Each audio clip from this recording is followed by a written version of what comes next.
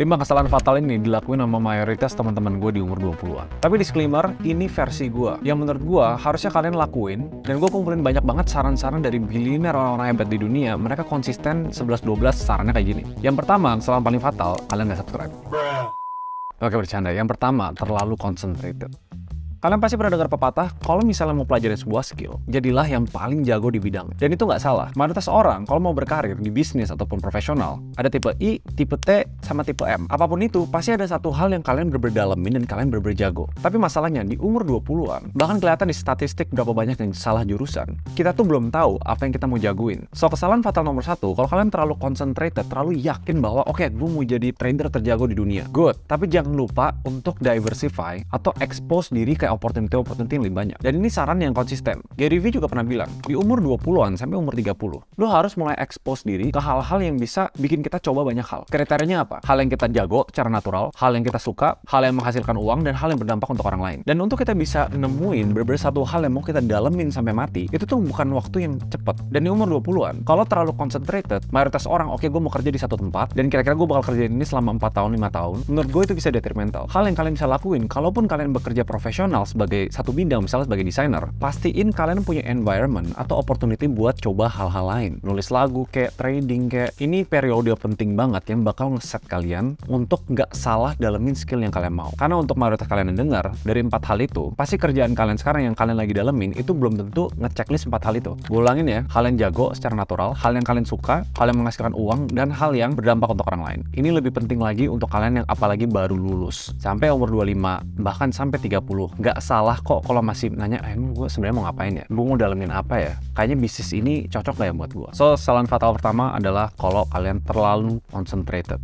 Karena kalian belum ketemu identitasnya, banyakin opportunity yang bisa kalian coba banyak hal. Kesalahan fatal nomor 2 adalah nggak mengambil resiko. Disclaimer, nggak semua orang, gue ngerti, nggak semua orang tuh bisa ambil resiko semena-mena kayak mayoritas orang lain. Tapi ini perspektif yang kalian harus paham. Di umur 20-an, mayoritas dari kalian itu tanggungannya masih relatif minim. Kita ngomong simpel aja, 1, tanggungan keluarga. Kalian mungkin kalau yang nonton ya masih single, mungkin nggak bakal relate. Bisa aja nanti gue keluarga, gue ambil resiko, gue cobain bisnis ini, bisnis itu. Realitanya ada flick mindset, gue butuh provide keamanan, sama flick tanggungan finansial yang bikin kalian nggak bisa coba banyak hal. Atau setidaknya nggak bisa kayak pas kalian umur 20-an. Yang ada opportunity pindah ke Jakarta, oke. Ada opportunity pindah ke Bandung, oke. Ada constraint geografis, sama constraint lainnya yang kalian nggak bisa lakuin. Maksudnya mengambil resiko, itu bukan di umur 20, kalian YOLO semua. Bayangkan orang di umur 20 itu bisa kehilangan sesuatu. Taruh misalnya 1 juta untuk usaha baru, bisa kalian kehilangan itu. Yang takaran tiap orangnya beda-beda. Dan gue perjelas lagi, resiko maksudnya apa? Resiko maksudnya adalah kesempatan yang tidak pasti. Kesempatan tidak pasti ada kategorinya. Pekerjaan baru, bisnis baru, investasi baru, yang sebenarnya kalau dipikir-pikir nyambung ke poin 1.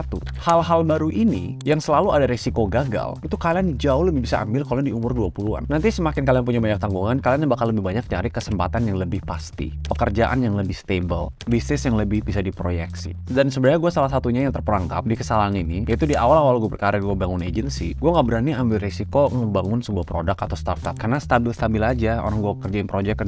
Padahal kalau gue berani ambil resiko itu lebih early, mungkin perjalanan karir gue bisa dipotong 2-3 tahun. Cuma ya nggak bisa disesalin, ini pelajaran buat kalian juga untuk coba berani lebih banyak ambil resiko. Tapi asal kalian bisa kalkulasi dan setiap orang punya tanggungan beda-beda, termasuk privilege yang beda-beda. Coba deh, kalian ngomong ke teman kalian yang udah nikah, persepsi terhadap ambil resiko tuh pasti beda banget. Kesalahan fatal ketiga, nggak update circle. Kalau ada pepatahnya, your network is your net worth, itu bener banget. Nyambung ke poin 1 sama poin 2, segala jenis opportunity atau kesempatan pasti berasal dari orang yang kalian kenal. Percaya deh sama gue, mau klien baru, mau bisnis baru, mau pekerjaan baru. Untuk yang di umur 20-an atau di transitionary period dari education ke profesional, kalian tuh ada di ambang mempertahankan circle lama yang kalau mayoritas temen gue, circle have fun, yang pelan-pelan tuh bakal pecah karena pada punya kerja masing-masing atau kayak ngumpul barengnya khusus untuk have fun doang. Tapi kalian lagi di ambang ngebangun circle baru, yaitu circle profesional. Kalau circle-nya nggak diupdate dengan perjalanan karir kalian, banyak temen gue yang terperangkap dengan mempertahankan circle lama. Jadi kerjaan ya kerja aja. Kalau nongkrong gue mau orang-orang yang have fun aja. Salah nggak? Nggak salah. Tapi Tapi kesalahan fatal ini, kalau kalian yang lagi ngejar untuk karir, untuk ngembangin diri, kalian harus update circle. Yang biasanya 5 orang terdekat kalian itu semuanya have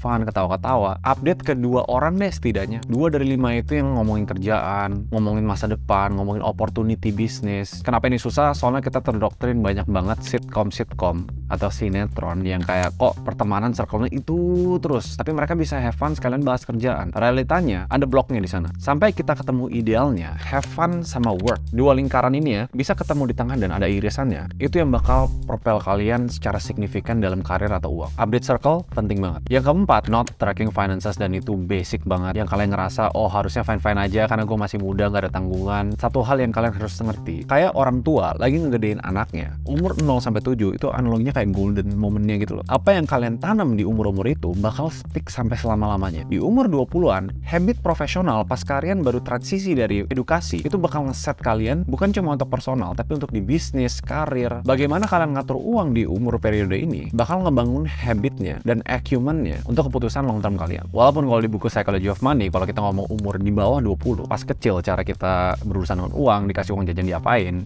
itu matters. Tapi masalahnya, sebelum umur 20, banyak decision kita itu terdoktrin sama orang tua. Jadi bisa dibilang banyak keputusannya tuh bukan kita yang bikin sendiri. Cuma di umur 20, itu bener-bener baru momen, oke, ini kita harus ngatur sendiri. Kalau kita ngebangun habit yang salah, itu bakal stick sampai berpuluh-puluh tahun ke depannya. So, di umur 20-an, kalian harus track finance paling basic, pengeluaran, pemasukan, harus ngerti namanya dana darurat, jangan sampai meremehkan uang. Personal finance bakal bercabang ke business finance. Dan yang kelima yang paling fatal menurut gua, terlalu banyak belajar. Kalian nonton video ini, dengerin, wah keren, termotivasi. Tahu nggak, di era overload information, dimana social media informasi itu lagi banyak banget, yang nggak aslinya ya, bikin Gen Z itu generasi paling pinter, tapi generasi paling sering depresi. Karena informasi itu nggak bisa difilter. Terlalu banyak belajar, artinya kalian terdoktrin dengan nonton terus video YouTube, baca terus buku, tapi hal yang paling fatal nggak dilakuin adalah diimplementasi. Zaman-zaman dulu, sebelum overload information, satu-satunya cara untuk dapat edukasi adalah kalian baca buku atau datang ke formal education. Tapi karena edukasi cuma satu pintu atau 2-3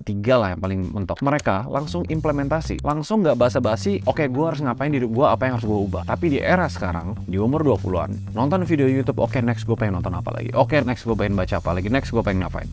Salah nggak? Enggak. Tapi bakal jadi sesuatu yang fatal kalau itu jadi habit cuma diserap doang tapi nggak diimplementasi. Knowledge without implementation is basically nothing untuk karir, untuk progress bisnis. Tapi kalau emang tujuannya cuma menyerap informasi biar ngobrolnya semakin pintar, silahkan.